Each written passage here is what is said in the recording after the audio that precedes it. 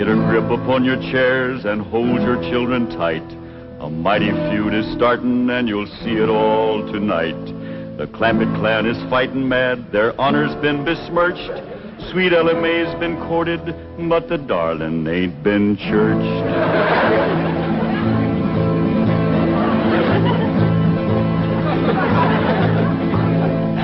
It was young Sonny Drysdale that courted her and fled. And now the Drysdale family will feel hot Clampett lead.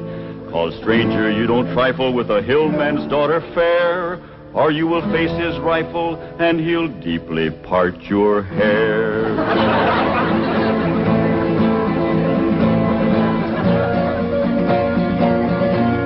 Now here's the handsome rascal that started this here feud.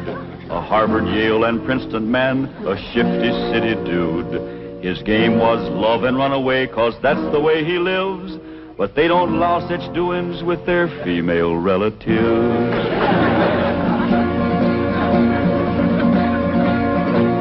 So now they're on their way next door, loaded up for bear. And if my name was Drysdale, I'd be getting out of there. 'Cause mountain justice does demand that when a wrong's been done, the kin of him that done it must also face a gun.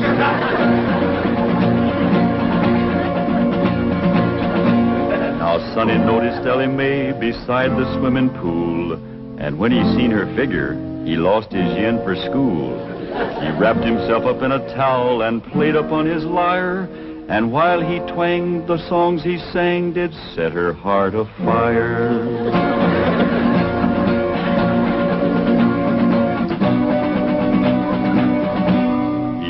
His fancy auto up and took her out to spark, and all alone, unchaperoned, he kept her after dark.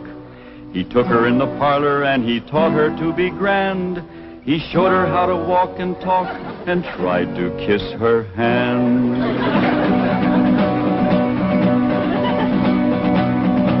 He took her to his private room to see his loving cup, and a man that wins a prize for that ain't on the up and up. He wooed her with a tango and a rose betwixt his teeth, a smiling on the outside, but a leering underneath.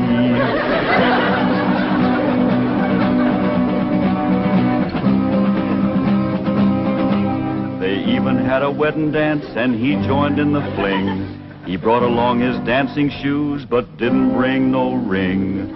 The Clampetts was a planning for a wedding in the Vale, but they was duped. He flew the coop and went running back to Yale.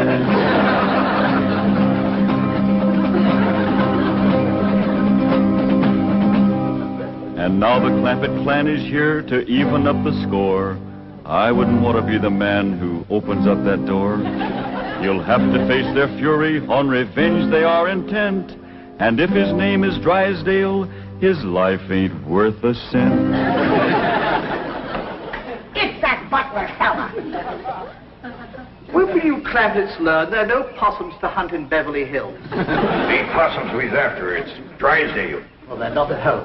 Mrs. Drysdale returned to Boston with Sonny, and Mr. Drysdale's at the bank. Let's shoot him. There ain't gonna be no shooting unless it's talked first. When will Mr. Drysdale be home? Not until late this evening. That's talk enough. Let's go to shoot. Now, Granny, you can't shoot an unarmed man. That's right. I lost my head. Here. Now, when death row counts 3, we go at it. 1, 2. Now, hold on. Mr. Butler here ain't done us no wrong. He's one of their clan. I said there ain't gonna be no shooting unless it's talked first. I'll speak to Mr. Drysdale.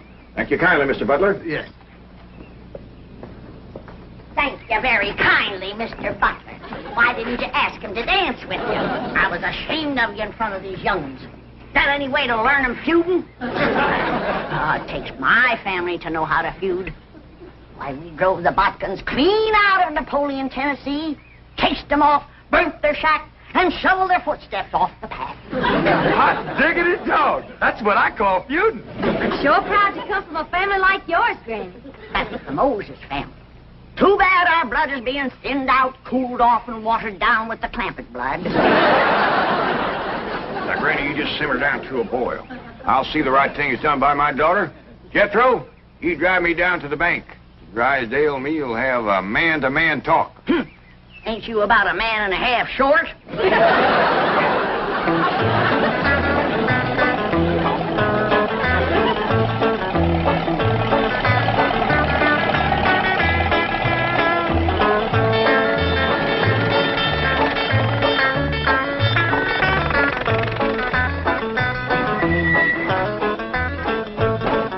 You wait here, I'll go and see Mr. Drysdale. You flush him out, Uncle Jed. I'll get him on the run. Now, who told you to bring that? Granny, she says there's got to be one fighting man in the family. You just drive around a while and cool off. Pick me up here in about a half hour. Okay, Uncle Jed.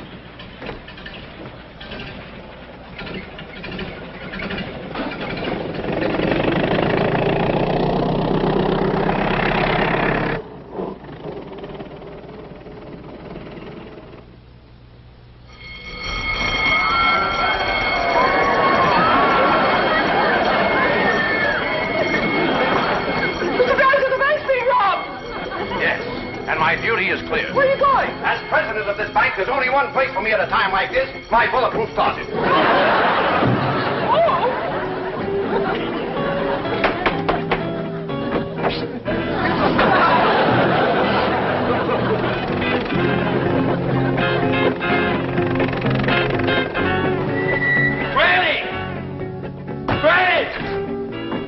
Granny! Elly May! Come quick! They captured Uncle Jed!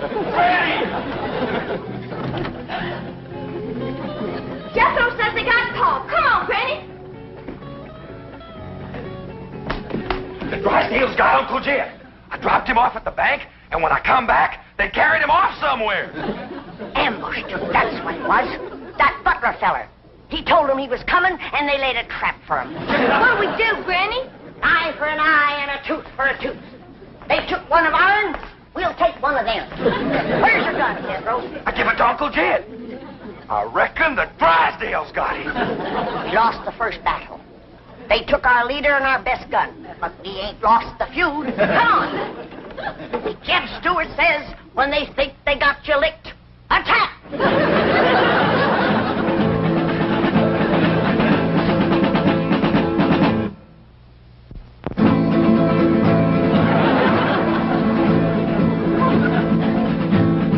Now the feud is growing hot, the Clampetts lost a man. Their leader now is Granny from the fightin' Moses clan.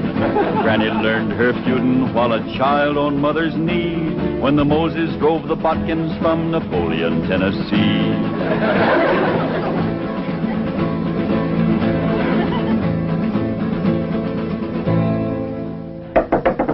Now, Jethro, when he opens the door, you grab him. Ellie, hold his gun. Yes?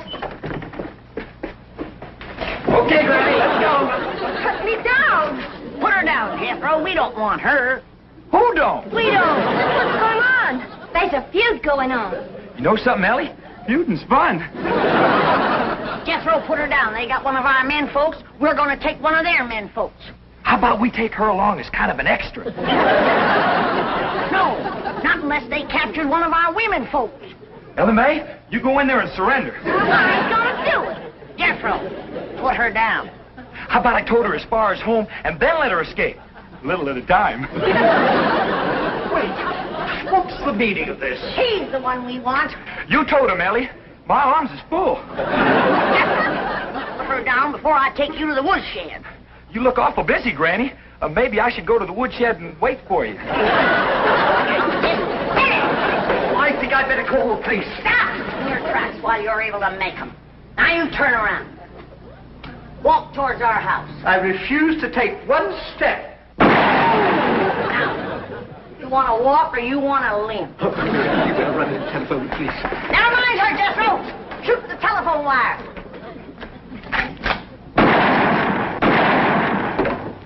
There's what's having your mind on women can do to you. It took you 2 shots to get that wire. Oh, Granny, I got 2 wires.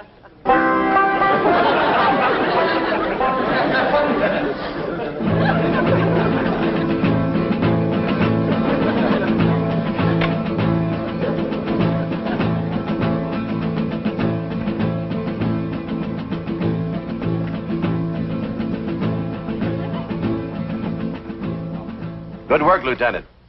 You've apprehended what is obviously a very dangerous criminal. I'm coming over and personally hand the reward money to you and your men. What's that? Oh, just to you. Very well. Miss Hathaway, perhaps you'd like to drive me over to police headquarters. You're interested in psychology? I'm completely intrigued with the subject. What's the connection? The fellow who tried to rob our bank must be a complete nut. They've got 2 psychiatrists with him. What are his psychotic symptoms? He claims to have $25 million. No,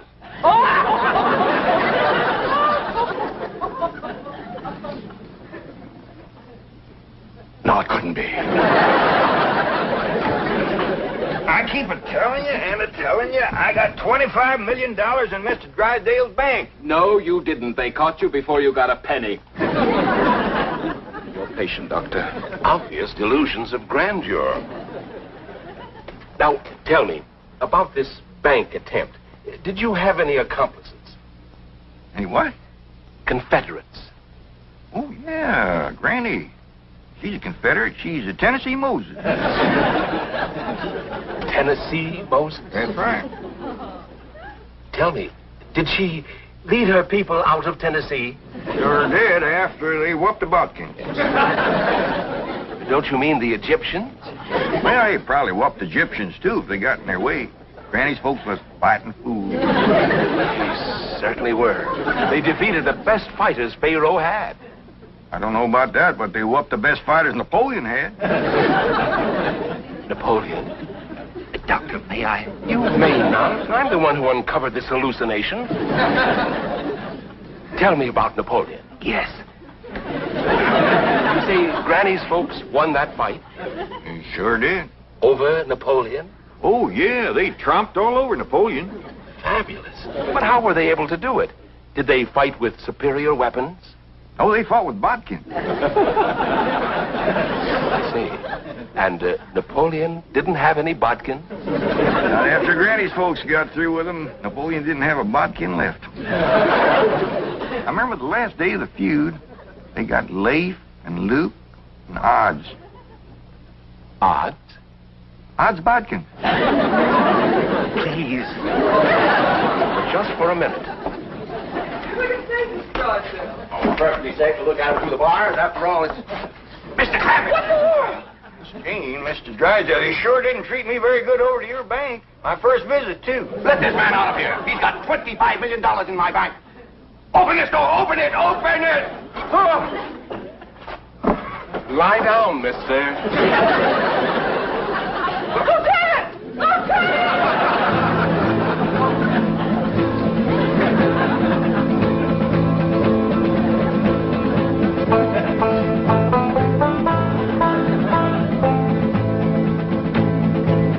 Got the prisoner all tied up, Granny. Good. Can I go back and get the other one now? No, you can't. You keep your mind on your feuding. Close the gates. Yes, ma'am. Throw up the barricade. Yes, ma'am. Good. Here. You walk sentry while I check the lookout. Elly May! Any sign of the enemy yet? Not yet, Granny. All clear. Sound the alarm if you see a Drysdale coming. I will, Granny.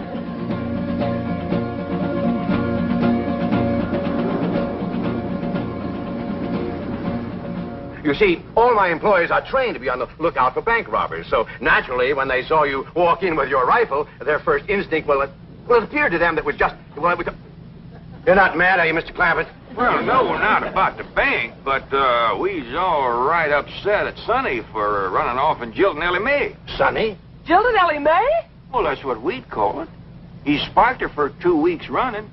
Took her driving, dancing, held her hand, kept her out past dark. Back where we come from, that's just the same as saying, will you? Provided the girl is 12 or better. Mr. Clampett, you have my word of honor. I had no idea that Elly May or it took Sonny seriously. Now, the moment we get to your house, I'm going to telephone Sonny in Boston. Get him on the first plane, and he'll be here tonight to propose marriage to Elly May. Well, now, that sure is going to smooth Granny's ruffled feathers. She's been madder than a barefoot centipede standing on a hot rock. She'll be happy when we get there.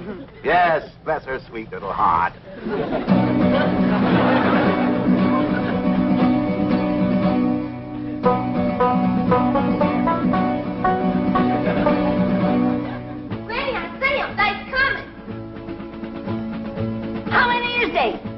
Miss Hathaway and Mr. Drysdale. They's holding Pa prisoner. Come on now. We'll stop them at the gate or blast them at the barricade. Jethro, they's a-coming. Get ready to do battle.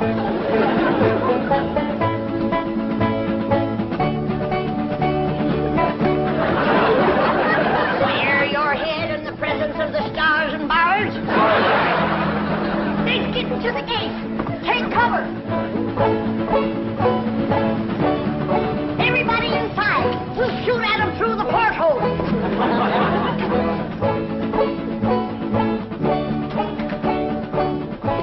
You won't hit Pa, will you, Granny? Don't worry, honey. I can hit a new-laid egg out of the nest without budging the hen. Copy, Kate.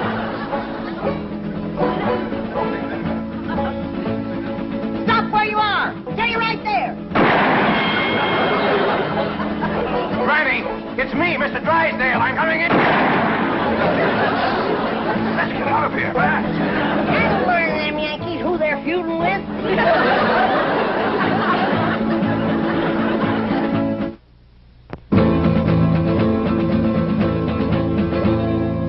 Now here's the Drysdale mansion where he's fleeing like a rat, since Granny put a bullet through his $20 hat. But even here he can't escape the scourge of Tennessee, 'cause she's got Elly spying from the tip-top of a tree. Granny, they took Pa over to the Drysdales' house. Come on down. We'll go get him.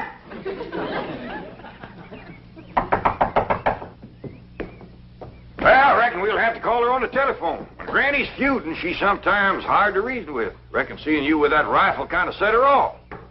But that woman shot at me. Oh, Mr. Drysdale, she shot at your hat. If that little old woman ever goes to throwing lead at you, you'll be casting a polka dot shadow. Marie, Ravenswood, why don't you answer the door? Oh, thank goodness it's you. The Clampetts came and captured Ravenswood. Captured him? Yes, and Jethro picked me up in his arms. He held me and wouldn't put me down. Why? He said he was feuding. Well, now, don't you worry, Marie. We're going to get this whole thing all straightened out. Marie, tell me more about your frightening experience with Jethro. Well, there was a knock. I opened the door, and Jethro just swept me up into his big, strong arms, held me tight, and wouldn't let me go. And he said that was feuding. Yes. That's why I was afraid to open the door right now. Marie, you've been through a shattering ordeal. Go and lie down. I'll watch the front door. Come on, Jethro. We're going back to the Drysdales' house. Hot diggity dog. That's the part of feuding I like. Yes, we're taking you with us, Mr. Butler. And if they've harmed one hair on Jed, that one hair you got will pay the price. Oh, won't you please listen to me? Mr. Drysdale's not feuding with you. He's a peaceful man. He's never shot anything but skeets. Skeets? How many did he get? We did very well. 98 out of 100. That's better than we did with the Bodkins. Ready, Granny? Come on, young ones. We got our feuding cut out for us. That Drysdale's our shooting fool. Now, Elly May, you carry the flag high and proud. If they shoot you, don't you let it touch the ground. Throw it to Jethro as you're falling. I'll do it, Granny. What'd you do that for? If there's any long-range shooting, they'll think he's one of us and drop him first. Forward! March!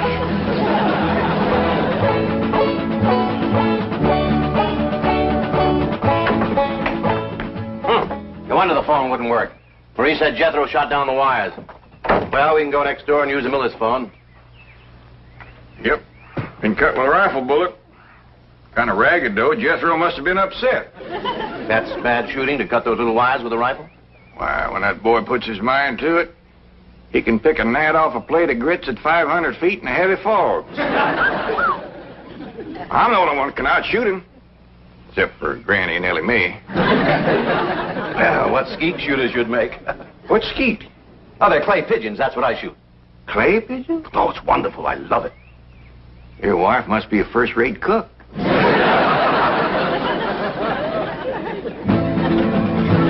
Now Now here comes Granny's little band to free their leader, Jed.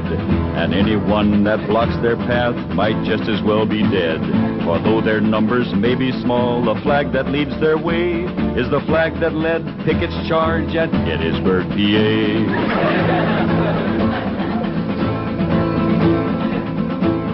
A minute. I got an idea. We use Mr. Butler here as a decoy, and we'll surprise him. What you mean, Granny? You knock on the door, and you yell to him inside that it's you. Then we'll rush in and we'll get Jed. And maybe somebody else, too, huh, Granny? You keep your mind on your feuding. Come on.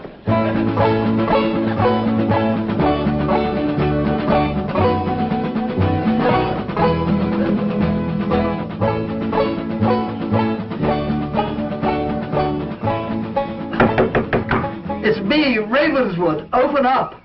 Marie! You may open it. Nothing to be afraid of. It's just Ravenswood. Step aside, decoy. Ellie, you guard him. Jethro. When they open the door, we'll rush him.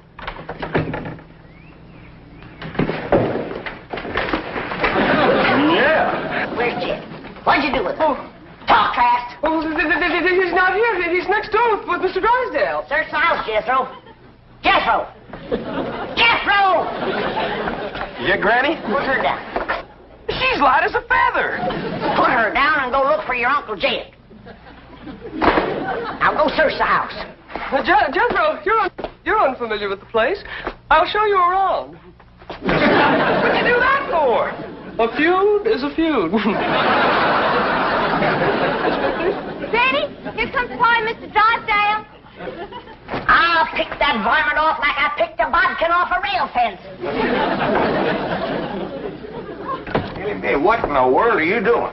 Guarding the decoy, Pa.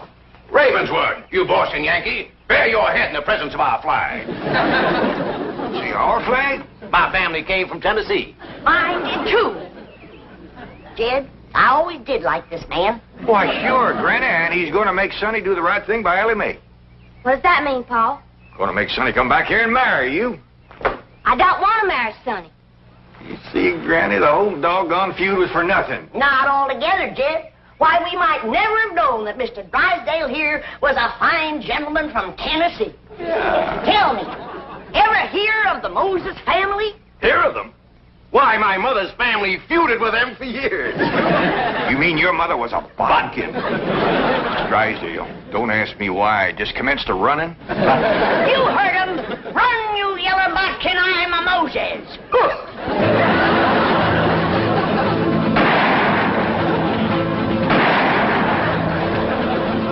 For a city feller, he sure can run. Like a scared rabbit. Well, let's go home. Put her down. Oh, listen, Granny. I heard you and Uncle Jed talking about what to get me for Christmas. This here will save you shopping. Oh, you can't take her home for Christmas. Now put her down. One of these days, I got to have a long talk with this boy.